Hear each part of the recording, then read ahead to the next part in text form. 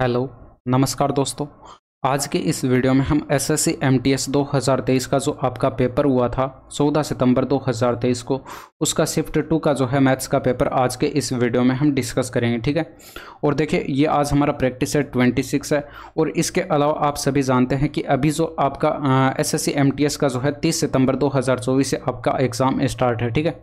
अब देखिए, यहाँ पर टोटल 27 सेट थे और एक सेट और बचा हुआ है। आज शाम तक जो है उसको भी अपलोड कर दिया जाएगा। ठीक है। और उसके बाद जो है इन सभी सेट की पीडीएफ आपको टेलीग्राम चैनल पर जो है मिल जाएगी। इस बार मैंने पीडीएफ में एक नई चीज़ भी ऐड की है। यहाँ पर देखिए, आपको जो है एक लिंक दिया हुआ मिल जाएगा कंप्लीट प्लेलिस्ट का। ठीक है। तो आपको पीडीएफ में जिस भी प्रश्न का कोई भी डाउट हो तो आप डायरेक्ट जो है उस पर क्लिक करके जो है प्लेलिस्ट पर जा सकते हैं और उस पर्टिकुलर वीडियो से जो है आप उसका सॉल्यूशन जो है वहाँ पर देख सकते हैं। ठीक है। तो फटाफट से जो है आप उनका रिवीजन एक बार कर लीजिएगा। और देखिए, जिन्होंने एक बार अपना सिलेबस पढ़ा हुआ है और ये जो 27 सेट मैंने कंप्लीट कराए हैं, तो इनको अगर उन्होंने अच्छे से सोल्व किया है तो वो एग्ज़ाम आराम से निकाल लेंगे। भाई, इसमें क्या होता है कि आपका मैथ्स और रीजनिंग जो होता है वो क्वालिफाइंग होता है। दोनों के 20-20 प्रश्न होते हैं और प्रत्येक प्रश्न 3 नंबर का होता है, यानी कि टोटल जो है कुल मिलाकर 120 मार्क्स का जो है आपका सेशन फर्स्ट होता है। और इसमें किसी भी प्रकार की कोई भी नेगेटिव मार्किंग नहीं होती है। ठीक है। बाकी आपका सेशन 2 जो है उसमें जीके और आपका इंग्लिश पूछा जाता है, उसमें नेगेटिव मार्किंग होती है। ठीक है। आप यूट्यूब पर देख सकते हैं सिलेबस एग्जाम पैटर्न जो है आपको जो है इससे रिलेटेड जो है बहुत सारे वीडियोस यूट्यूब पर भरे पड़े मिल जाएंगे। ठीक है। तो वहाँ से आप जाकर जो है इसको डिटेल से देख सकते हैं। ठीक है। तो चलिए स्टार्ट करते हैं हम आज के क्वेश्चन नंबर फर्स्ट से। इसमें देखिए, एस को क्रम से जो है हिंदी, अंग्रेजी, गणित, भौतिकी और रसायन विज्ञान में 65, 74, 62, 68 और 68 अंक मिलते हैं। गणित, हिंदी और अंग्रेजी में उसके औसत अंक, गणित और भौतिकी और रसायन विज्ञान में उसके औसत अंकों से कितने अधिक हैं, ये आपको बताना। देखिए, गणित, हिंदी और अंग्रेजी, तो यहाँ पर आप देख सकते हैं ये तीनों आपको यहाँ पर डेटा उठाने, इनका जो है योग कैलकुलेट करेंगे तो ये आपका जो है 127 हो जाएगा। और यहाँ पर 74 ऐड करेंगे तो 131 और ये आपका जो है 201 हो जाएगा। ठीक है। इसमें आप 3 का डिवाइड करेंगे तो 36 का 18 हो गया, 7 का 21, 67 आ जाएगा। ठीक है। इसके बाद आप यहाँ पर देख सकते हैं गणित, भौतिकी और रसायन विज्ञान का देखना है। तो गणित आप यहाँ पर देख सकते हैं ये तीसरा डेटा है, तो यहाँ पर ये वाला लेना है। ठीक है। और भौतिकी और फिर रसायन विज्ञान, इन तीनों का आपको योग कैलकुलेट करना है। तो ये कितना हो जाएगा, ये 68 और 68, ये आपका जो है 136 हो जाएगा। और 136 और 62 कितना हो जाएगा, ये आपका जो है 136 और 62 198 हो जाएगा। और इसमें जो है आप 3 का डिवाइड करेंगे क्योंकि 3 डेटा है, तो यहाँ पर ये 36 का 18 होगा, 36 का 18 होगा। इन दोनों का डिफरेंस देखिए, एक का आपको दिखाई पड़ा, आंसर लगा दीजिए। इसमें देखिए, ए का बी का अनुपात बताया गया, बी का सी के साथ बताया गया और सी का ए के साथ आपको यहाँ पर बताना है। इसमें देखिए, यहाँ पर बी और इसमें भी बी आ रहा है, यानी कि दोनों कॉमन है। और इसमें बी हमारा 1 यूनिट है, इसमें भी 1 यूनिट है, यानी कि हमें बराबर नहीं करना, ऑलरेडी बराबर दिया हुआ है। तो यहाँ पर आप देख सकते हैं सी जो हमारा है यहाँ पर 3 यूनिट है। ठीक है। तो ये 3 यूनिट हो जाएगा। ए हमारा 2 यूनिट है, तो यहाँ पर जो है ये 2 यूनिट हो जाएगा। तो 3:2 आपका करेक्ट जवाब हो जाएगा। जब ब्याज वार्षिक रूप से संयोजित किया जाता है तो एक बैंक खाते में धनराशि 7 वर्ष में 2 गुना हो जाती है। ठीक है। इस धनराशि को बैंक में 8 गुना करने के लिए कितने वर्ष का समय लगेगा। देखिए, कंसेप्ट इसमें क्या है कि प्रिंसिपल और अमाउंट का आप यहाँ पर रेशियो लिखते हैं। तो ये बताया गया प्रश्न में, एक अगर प्रिंसिपल 1 यूनिट है तो अमाउंट 2 गुना हो जाता है। ठीक है। ये प्रश्न में बताया गया। टाइम कितने वर्ष का, 7 वर्ष का। तो यहाँ पर आपने पावर 7 किया होगा तभी आपके पास ये रेशियो आया होगा। ठीक है। इसके बाद यहाँ पर क्या होता है कि इसमें आपको करना क्या है कि अमाउंट को 8 गुना बनाना है। ठीक है। अमाउंट यहाँ पर बट्टे में जो लिखा हुआ है ये है। अब इसको अगर आप 8 गुना बनाना चाहते हैं तो आपको करना क्या पड़ेगा, बोथ साइड जो है आपको यहाँ पर पावर 3 करना पड़ेगा। भाई 2 की पावर 3 8 होता है, ये आपको पता है। तो आप बोथ साइड पावर 3 करेंगे तो यहाँ पर P अनुपात A की पावर जो है वो आपके पास 21 हो जाएगी और बराबर की साइड ये आपके पास 1:8 बनेगा। तो आप देख सकते हैं अमाउंट जो है वो प्रिंसिपल का आपको 8 गुना दिखाई पड़ गया और यही आपसे पूछा गया था। और यहाँ पर पावर में जो लिखा जाता है ये आपके पास वर्षों की संख्या होती है। ठीक है। यही आपसे पूछा गया था। तो कितने ईयर्स यहाँ पर लग जाएंगे, 21 ईयर्स। इसमें देखिए, एक कार 50 किलोमीटर पर आवर की चाल से 200 किलोमीटर की यात्रा करती है और फिर 80 किलोमीटर पर आवर की चाल से 200 किलोमीटर की यात्रा और करती है। तो पूरी यात्रा में कार की औसत चाल आपको यहाँ पर एवरेज स्पीड बतानी है। तो एवरेज स्पीड का फॉर्मूला क्या होता है, जब डिस्टेंस हमारे पास सेम दी गई होती है तो यहाँ पर एक्स और वाई स्पीड अलग अलग हैं, तो फॉर्मूला यूज़ करते हैं 2xy बटे एक्स प्लस वाई। बस कुछ नहीं करना, वैल्यू पुट कर देनी है, तो 2 इंटू में 50 इंटू में 80 हो जाएगा, बट्टे के अंदर 50 प्लस 80 130 हो जाएगा, ये 0 कट गया। ऊपर देख सकते हैं 5 अट्ठे 40 यानी कि 400 इंटू में 2 800 बट्टे 13 हो जाएगा। 13 का आप इसमें डिवाइड करेंगे, 13 छिके 78, एक ऑप्शन तो खत्म हो गया, ठीक है। इसके बाद बच गया 2, 13 एकम 13 हो जाएगा। अब देखिए 61 एक ही ऑप्शन में तो दिखाई पड़ रहा है, आंसर लगा दीजिए। नेक्स्ट देखिए, इसमें देखिए प्रवीण जोया को 10% की हानि पर एक स्टडी टेबल बेचता और जोया उसी स्टडी टेबल को आदर्श को 25% के लाभ पर बेचती है। यदि आदर्श ने स्टडी टेबल 2250 में खरीदी तो प्रवीण के लिए स्टडी टेबल का मूल्य आपको यहाँ पर बताना है। देखिए प्रवीण के लिए जो है स्टडी टेबल का जो भी मूल्य रहा होगा वो आप x मान लीजिए, ठीक है। अब इसने 10% के हानि पर बेचा, तो 10% की देखिए अगर आपको फ्रैक्शन वैल्यू पता है 1/10, तो 10 पर 1 का लॉस हुआ, यानी कि यहाँ पर इसका आप 9/10 कैलकुलेट कर लेंगे तो इतने में बेचा। अब ये जो है इस जोया के लिए कॉस्ट प्राइस था, जोया ने इसको 25% के लाभ पर बेचा, तो 25% की फ्रैक्शन वैल्यू 1/4 यानी कि 4 पर 1 का प्रॉफिट होगा। तो ये कॉस्ट प्राइस पर प्रॉफिट कैलकुलेट करते तो ये 5/4 हो जाएगा, ठीक है। अब ये क्या होगा, इसके लिए आदर्श के लिए कॉस्ट प्राइस होगा, और आदर्श ने कितने में खरीदा, 2250 में खरीदा था, तो 2250 आप इसके बराबर में रख देंगे, ठीक है। तो 9 पंचे 45, और 45 का देखिए 5 गुणा 225 होता है, तो यहाँ पर जो है ये 50 आ जाएगा, और 500 के 20 हो गया, यानी कि 2000 जो है आपके प्रश्न का करेक्ट जवाब हो जाएगा। इसमें देखिए यहाँ पर एक चोर ने एक पुलिसकर्मी को 300 मीटर की दूरी से देखकर 12 किलोमीटर पर आवर की चाल से दौड़ना शुरू किया। पुलिस ने 13 किलोमीटर पर आवर की चाल से उसका पीछा किया और चोर को पकड़ लिया। चोर द्वारा तय की गई दूरी आपको डिस्टेंस बतानी है। देखिए पिछले शिफ्ट में हमने इस टाइप का प्रश्न बनाया था, हमने डिस्टेंस को यहाँ पर किलोमीटर में चेंज किया, तो यहाँ पर 1000 का डिवाइड करेंगे 0.3 किलोमीटर आपके पास आ जाएगी डिस्टेंस, ठीक है। तो टाइम जब हम यहाँ पर कैलकुलेट करेंगे तो 0.3 किलोमीटर की डिस्टेंस जो है रिलेटिव स्पीड से कवर होगी। रिलेटिव स्पीड कैसे कैलकुलेट करते हैं भाई, दोनों एक ही दिशा में दौड़ रहे हैं तो इन दोनों का डिफरेंस आप यहाँ पर लेंगे, 13 माइनस का 12 किया, यानी कि 1 किलोमीटर पर आवर जो है आपके पास रिलेटिव स्पीड आ जाएगी। तो 1 का आप इसमें डिवाइड करेंगे, भाई दूरी बट्टे चाल करते हैं, आपके पास समय आता है, यानी कि 0.3 घंटे में ये चोर को पकड़ लेगा, ठीक है। ये आपको डायरेक्ट भी दिखाई पड़ रहा था। अब यहाँ पर देखिए आपको चोर द्वारा तय की गई डिस्टेंस कैलकुलेट करके बतानी है। तो चोर की स्पीड 12 है, तो यहाँ पर 12 को जब आप समय से गुणा कराएंगे 0.3 घंटे के अंदर ये कितना चला जाएगा, 12 3 36, यानी कि 3.6 किलोमीटर जो है ये चला जाएगा। बट आपको डिस्टेंस मीटर में बतानी थी तो आप इसमें 1000 का गुणा कराएंगे, यानी कि 3600 मीटर जो है ये आपके प्रश्न का करेक्ट जवाब हो जाएगा। इसमें देखिए सुरेश अपनी आय का 20% बचा सकता है, लेकिन 4 साल बाद जब उसकी आय में 40% की वृद्धि होती है तब भी वह पहले जितनी धनराशि बचा सका, उसके व्यय में हुई प्रतिशत वृद्धि आपको बतानी। देखिए इनकम अगर हम यहाँ पर 100 यूनिट के मान लें तो उसका जो है यहाँ पर 20% सेविंग बताई गई है, तो यहाँ पर एक्सपेंडिचर जो है 80% रहा होगा, यानी कि 80 यूनिट 100 का 80% 80 होता है। तो सेविंग यहाँ पर जो है वो आपके पास कितनी 20%, यानी कि 100 का 20% कितना होगा 20। तो यहाँ पर आपको पता है income equal to expenditure plus का सेविंग होता है। प्रश्न में बोला गया है कि इसकी आय में 40% की वृद्धि की जाती है, तो 100 का 40% 40 होता है, तो यहाँ पर इसमें 40 ऐड कराएंगे 140 आय हो जाएगी। और यहाँ पर जो है सेविंग आपको बताई गई कि सेम ही रहती है, तो यहाँ पर देखिए 140 में से इसने 20 खर्च कर दिया, तो यहाँ पर जो है 120 यहाँ पर इसका एक्सपेंडिचर रहा होगा। आपको यहाँ पर यही बताना है कि इसके एक्सपेंडिचर में जो खर्च में है कितने प्रतिशत की वृद्धि हुई। तो आप यहाँ पर देख सकते हैं 40 का इंक्रीमेंट जो है आपको यहाँ पर दिखाई पड़ा कितने पर 80 पर, और गुणा 100 कर देते, तो 1/2 की परसेंटेज वैल्यू क्या होती है 50%। इसमें देखिए एक त्रिभुज की भुजाएं आपको बताई गई, तीनों भुजाओं के मध्य बिंदु को जोड़ने से बने त्रिभुज का क्षेत्रफल आपको बताना क्या होगा। तो आपको पता है यहाँ पर 5 12 13 का जो है ट्रिपलेट बनता है, यानी कि समकोण त्रिभुज की भुजाएं लिखी हुई हैं, ठीक है। अब समकोण त्रिभुज की भुजाएं हैं तो यहाँ पर ये 5 मान लीजिए, ये 12 और ये हाइपोटेनस 13 हो जाएगा, ठीक है। अब इनके मध्य बिंदु मान लीजिए यहाँ पर ये है, ठीक है। अब इनके मध्य बिंदुओं को मिलाने से जो आपके पास यहाँ पर त्रिभुज बनेगा कुछ इस तरह से, इसका आपको यहाँ पर क्षेत्रफल जो है यहाँ पर बताना है। अब देखिए आपको पता है कि मध्य बिंदु को अगर हम मिलाते हैं त्रिभुज के अंदर, तो यहाँ पर 4 त्रिभुज इसके अंदर जो बने हैं इनका क्षेत्रफल आपस में बराबर बराबर होगा। ये कंसेप्ट आपको पता होना चाहिए था। तो पूरे जो ट्रायंगल का क्षेत्रफल होगा उसका क्षेत्रफल का 1/4 जो है इसका क्षेत्रफल हो जाएगा। तो हम यहाँ पर जब पूरे ट्रायंगल का क्षेत्रफल कैलकुलेट करेंगे तो 1/2 आधार इंटू में ऊंचाई करते हैं, यानी कि 5 इंटू में 12 हो गया। अब हमें क्या करना है, इसका 1/4 कैलकुलेट करना है, और ये जो बीच में आपके पास जो ट्रायंगल बना है इसका क्षेत्रफल हमारे पास आ जाएगा।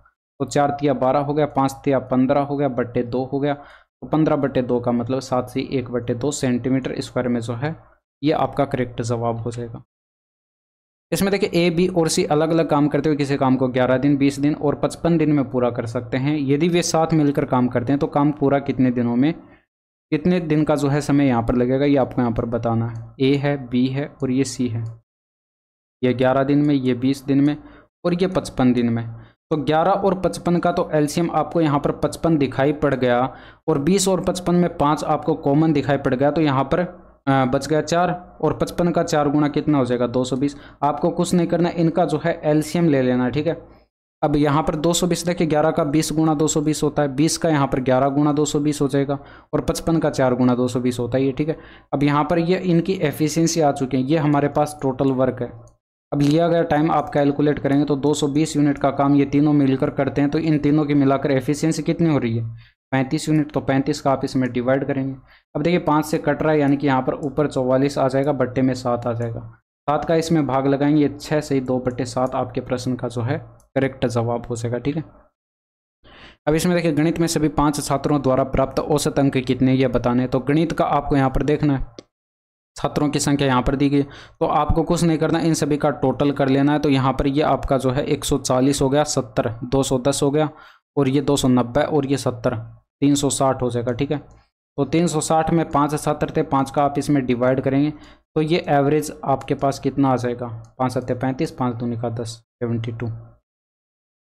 इसमें देखिए यदि एक व्यक्ति 12 किलोमीटर पर आवर के स्थान पर 18 किलोमीटर पर आवर की चाल से चलता है तो वह 24 किलोमीटर अधिक चलता है, उसके द्वारा तय की गई वास्तविक दूरी आपको यहाँ पर बतानी कितनी होगी। देखिए आपको यहाँ पर कंसेप्ट पता होना चाहिए, यहाँ पर टाइम समय जो है वो यहाँ पर आपको कांस्टेंट बताया गया, ठीक है।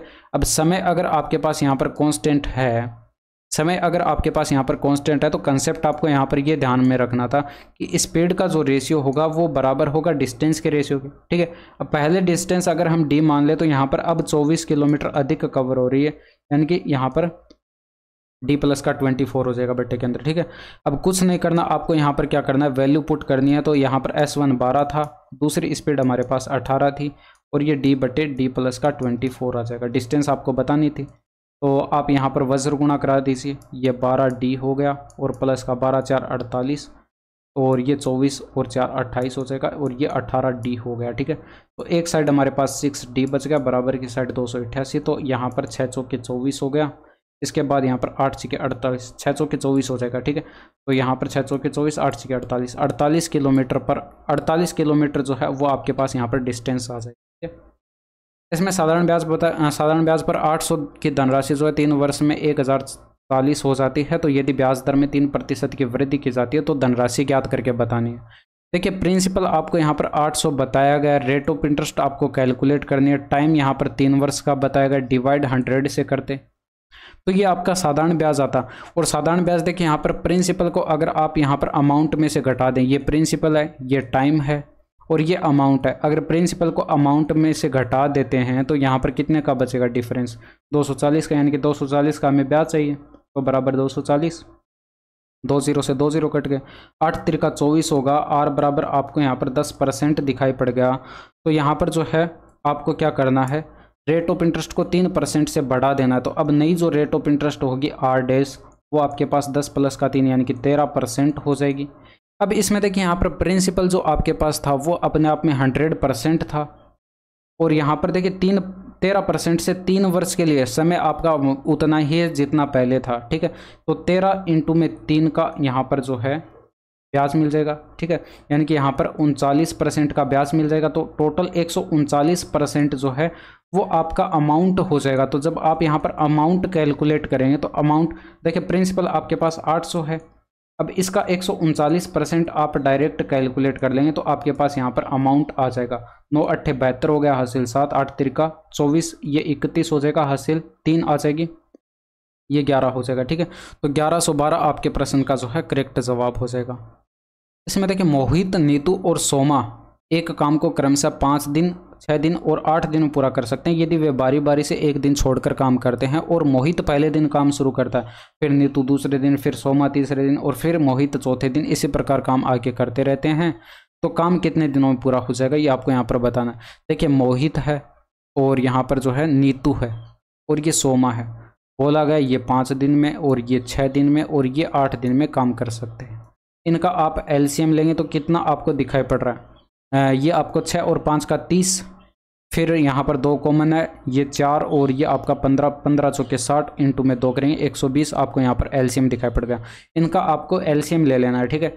तो यहाँ पर 24 पंच 120 होता है, 24 इसकी यहाँ पर जो है एफिशिएंसी आ जाएगी और ये आपका जो है 20 आ जाएगा, 6 का 20 गुणा 120 और 15 8 120 होता है, 15 इसकी एफिशिएंसी आ जाएगी, ठीक है। ये टोटल वर्क हो गया।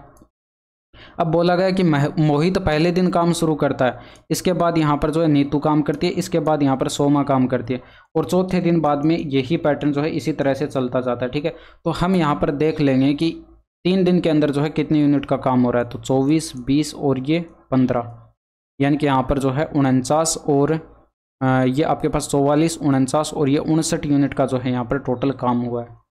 कितने दिनों में? 3 दिनों में, ठीक है। 3 दिनों में 59 यूनिट का काम हुआ। हमें कराना कितना था? 120।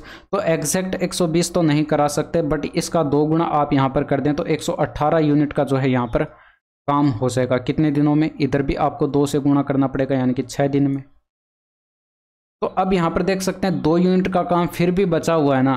तो यहाँ पर देखिए प्रत्येक 3 दिन के बाद यहाँ पर सोमा पर काम एंड हो रहा था। अब बारी किसकी आएगी? मोहित की। तो यहाँ पर मोहित काम करेगा शेष 2 यूनिट का, कितने की एफिशिएंसी से? 24 की एफिशिएंसी से। तो 24 बट्टे में रखेंगे, यानी कि 1/12 दिन का जो है इसे यहाँ पर और टाइम लग जाएगा।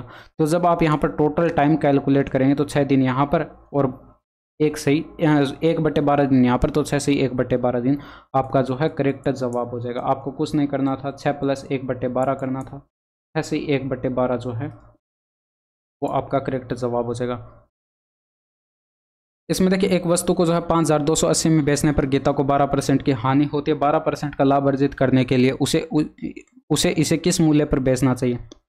देखिए 12% की हानि हुई है, यानी कि टोटल अपने आप में जो है वस्तु का जो मूल्य था वो अपने आप में 100% था। 100% में से 12% का लॉस हो गया, यानी कि 88% में जो है वस्तु को बेचा गया होगा। ये सेलिंग प्राइस है और सेलिंग प्राइस प्रश्न में बताया गया है कितना? 5280। तो आप देख लीजिए इसका कितना गुणा लिखा हुआ है भाई। यहाँ पर 11 से ये डिवाइड है, आपको डिवाइड दिखाई पड़ रहा है। तो 8 बराबर इसको डिवाइड करेंगे 11 से, तो यहाँ पर जो है ये आपका 480 आ जाएगा, ठीक है। और यहाँ पर 8 बराबर 480, यानी कि डेटा आपको जो है 60 गुणा दिखाई पड़ेगा। तो यहाँ पर कॉस्ट प्राइस जो था वो अपने आप में 100% था। तो 100% था, तो ये भी 100 ना होकर 100 का 60 गुणा करेंगे, यानी कि 6000 आपका यहाँ पर कॉस्ट प्राइस आ गया, ठीक है। आपको यहाँ पर नया सेलिंग प्राइस बताना था SP डेज। ये यहाँ पर देखिए आपको भी 12% का प्रॉफिट लेना था, ठीक है। तो 6000 का आप यहाँ पर क्या करेंगे? 112% कैलकुलेट कर लेंगे, ठीक है। तो यहाँ पर 6 दूनी का 12 हो गया और 7 हो गया, फिर 6 हो गया और ये आगे एक 0 आ जाएगा, ठीक है। तो 2 0 हमने काट दिए थे, 1 0 यहाँ पर बचा हुआ था, तो ये आपके पास जो है 6720 आ जाएगा, ठीक है। इसमें देखिए एक टी-शर्ट का मूल्य बताएगा 450 रुपये और एक जीन्स का मूल्य बताएगा 1650 रुपये। यदि आप 3 टी-शर्ट 2 जीन्स खरीदते हैं तो प्रत्येक कपड़े का औसत मूल्य आपको यहाँ पर बताना है। जब आप यहाँ पर एवरेज कैलकुलेट करेंगे, देखिए 3 टी-शर्ट थी और एक टी-शर्ट का मूल्य 450 था, तो ये टोटल मूल्य हो गया। 2 यहाँ पर जीन्स थी और एक जीन्स का मूल्य 1650 था, ये जीन्स का टोटल मूल्य हो गया। दोनों को ऐड कराएंगे, टोटल कितने थे? यहाँ पर टी-शर्ट और जीन्स 5 थी, यानी कि 3 और 2 5 का आप इसमें डिवाइड करेंगे। बस कुछ नहीं करना, सोल्व कर दीजिए। 5 से आप यहाँ पर डिवाइड करेंगे तो ये आपका 90 आ जाएगा। 5 मैंने यहाँ पर जो है ऊपर से कॉमन लेकर काट रहा हूँ, ठीक है। तो 5 3 का 15 हो गया, ये 330 आ जाएगा, ठीक है।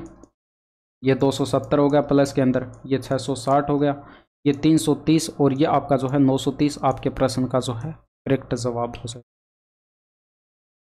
इसमें देखिए यहाँ पर एक लंबवर्तीय शंकु की ऊंचाई आपको बताएगा 20 सेंटीमीटर और जिसके आधार का व्यास आपको बताएगा 30 सेंटीमीटर। तो लंबवर्तीय शंकु का जो है आपको यहाँ पर क्रमशः वक्र पृष्ठीय क्षेत्रफल और कुल पृष्ठीय क्षेत्रफल आपको यहाँ पर कैलकुलेट करके बताना है। देखिए व्यास है तो त्रिज्या आपके पास आधी यानी कि 15 हो जाएगी, ये हाइट बताई गई है। तो जब आप यहाँ पर देखिए इसका वक्र पृष्ठीय क्षेत्रफल कैलकुलेट करेंगे तो इसका फॉर्मूला होता है पाई आर एल, यानी कि यहाँ पर एल की आपको आवश्यकता पड़ेगी और शंकु के अंदर एल बराबर क्या होता है, अंडर के अंदर एच का स्क्वायर प्लस आर का स्क्वायर होता है। तो एच हमारे पास 20 है, 20 का स्क्वायर करेंगे 400 हो गया, प्लस आर हमारे पास 15 आया था, 15 का स्क्वायर करेंगे 225 हो गया। ठीक है, 225 आप इसमें ऐड करेंगे अंडर के अंदर 625 बनेगा, 625 का वर्गमूल 25 हो गया।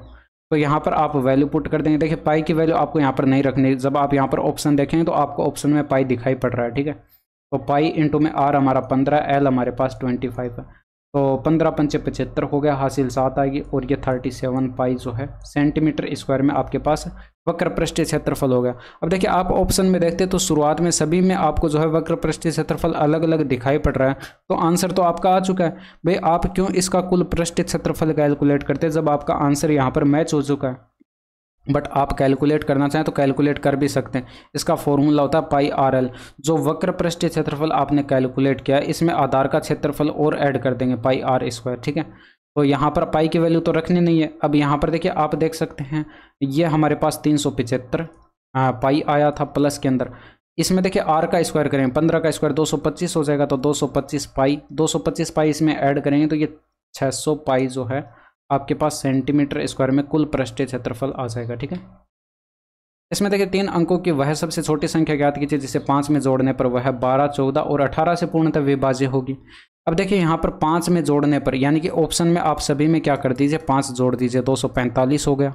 यहाँ पर 5 जोड़ेंगे तो ये 230 हो गया, और यहाँ पर आप 5 जोड़ेंगे तो ये आपका जो है 252 हो गया। ठीक है, और इसमें आप यहाँ पर 5 जोड़ेंगे तो ये आपका जो है 250 हो जाएगा।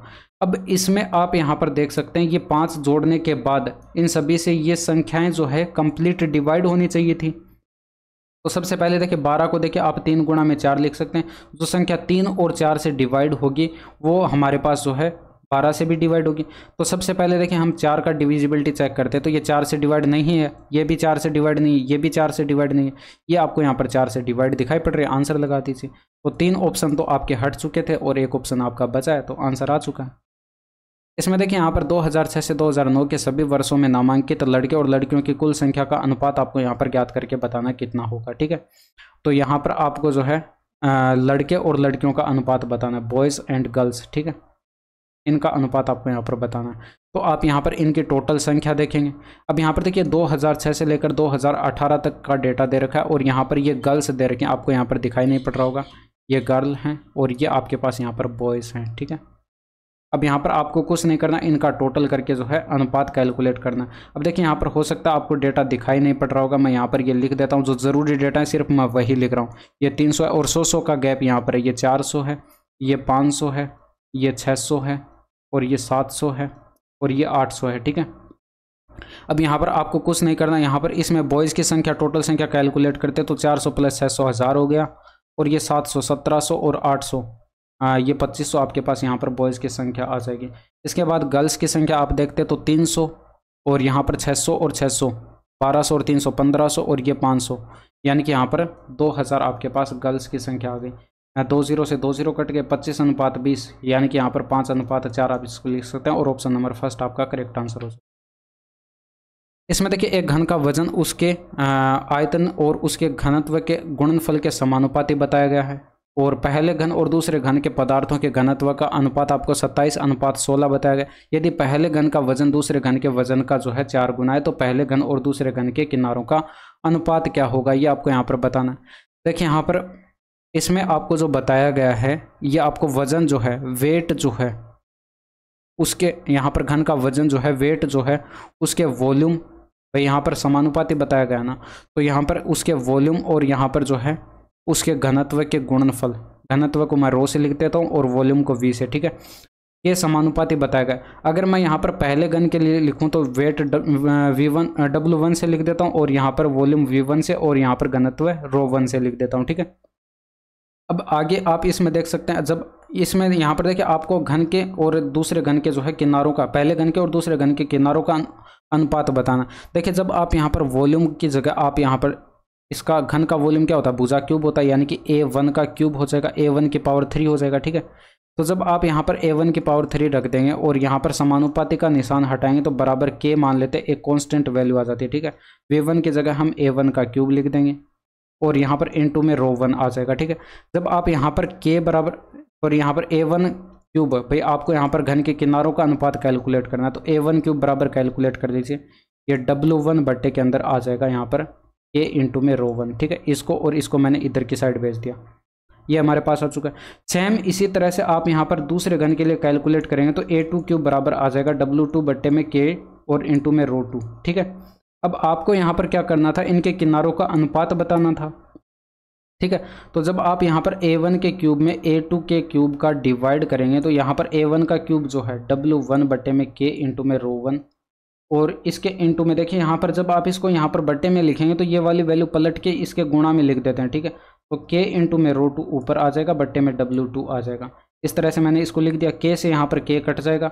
अब एक चीज़ यहाँ पर देखिए, प्रश्न में और कुछ भी हमें बताया गया था। इसमें जो है आपको बताया गया था कि पहले घन और दूसरे घन के पदार्थों के घनत्व का अनुपात बताया गया था, यानी कि रो 1 और रो 2 का जो रेशियो है वो 27:16 बताया गया था। और वेट का अनुपात आप यहाँ पर पता कर सकते हैं, भाई पहले घन का वजन जो है दूसरे घन के वजन का क्या है, 4 गुना है, तो ये 1 यूनिट है तो ये आपके पास 4 यूनिट हो जाएगा। ठीक है, ये रेशियो आ चुका है। अब कुछ नहीं करना, यहाँ पर वैल्यू पुट कर देनी थी। W1 हमारे पास यहाँ पर 4 यूनिट आया है तो 4 रख दिया, रो 2 हमारे पास जो है 16 है तो 16 रख दिया, रो 1 हमारे पास 27 है तो 27 रख दिया, W2 हमारे पास 1 है तो 1 रख दिया, तो ये 64:27 आपके पास बना। अब ये आपके पास यहाँ पर देख सकते हैं A1 और A2 का जो है होल क्यूब आपके पास आया है। जब आप इनका जो है दोनों साइड घनमूल लेंगे तो A1 और A2 का जो है रेशियो आपके पास यहाँ पर देखिए 64 का घनमूल कितना हो जाएगा, 4 हो जाएगा और 27 का घनमूल 3 हो जाएगा, तो 4:3 आपके प्रश्न का जो है करेक्ट आंसर हो जाएगा। बाकी देखिए डिफिकल्ट आप इसको बोल नहीं सकते, थोड़ा सा जो है लेंथी हो जाएगा। ठीक है, इसमें देखिए निम्नलिखित दो संख्यात्मक व्यंजकों की तुलना करने पर हमें ज्ञात होता है कि पहला व्यंजक दूसरे व्यंजक से छोटा है, पहला व्यंजक दूसरे व्यंजक से बड़ा है, दिए गए दोनों व्यंजकों की तुलना नहीं की जा सकती, दोनों व्यंजक समान है। तो आप इनको देखिए थोड़ा सा सिंप्लीफाई करके लिखें, तो इसको मैं सिंप्लीफाई करके यहाँ पर लिखता हूँ, तो ये हमारे पास क्या बनेगा, देखिए 9 दूनी का 18 और 7 25/9 बन जाएगा। और इसकी पावर आप यहाँ पर देख सकते हैं, ये आपके पास 2 दूनी का 4, 5/2 और ये आपके पास देखिए 5/2 बनेगा। 5/2 का मतलब क्या होता है, चलिए मैं यहाँ पर लिख देता हूँ, ये 5/2 आया। ठीक है, और इंटू में इसकी पावर देखिए 3/5 है, 3/5 है तो इसको गुणा में लिख लेंगे, इसके गुणा में आ जाएगी। ठीक है, तो 5 से 5 कट गया और पावर में आपके पास यहाँ पर कितना बचा, 3/2। अब पावर में 1/2 का मतलब होता है वर्गमूल, तो जब आप यहाँ पर 25/9 का वर्गमूल लेंगे तो ये 5/3 हो जाएगा और इसकी पावर देखिए यहाँ पर 3 बच जाएगी ऊपर, क्योंकि 1/2 का मतलब वर्गमूल होता है, वर्गमूल हम निकाल चुके हैं। अब पावर 3 इसका करेंगे तो 125/9 आपके पास बचेगा। ठीक है, अब दूसरा जो स्टेप आपको दिया गया उसको हम थोड़ा सा सिंप्लीफाई करते हैं, तो ये हमारे पास क्या बनेगा, देखिए 3 और 2 5 हो जाएगा, यानी कि 5/3 आपके पास यहाँ पर ब्रैकेट में की पावर 5 है और यहाँ पर 3/5 जो है इसके गुणा में आ जाएगा 3/5, तो 5 से 5 कट गया और आप इसका क्यूब करेंगे 5/3 का, तो ये भी तो 125/9 आएगा। तो आप देख सकते हैं दोनों वैल्यू हमारे पास समान है, तो ऑप्शन नंबर 4 आपके प्रश्न का करेक्ट जवाब हो जाएगा। ठीक है, तो ये थे आपके पूरे 20 प्रश्न और यहाँ तक की वीडियो कैसी लगी कमेंट करके ज़रूर बताएगा। बाकी मिलते हैं आपसे नेक्स्ट वीडियो में। That's all for today, thank you, धन्यवाद, बाय बाय, टेक केयर।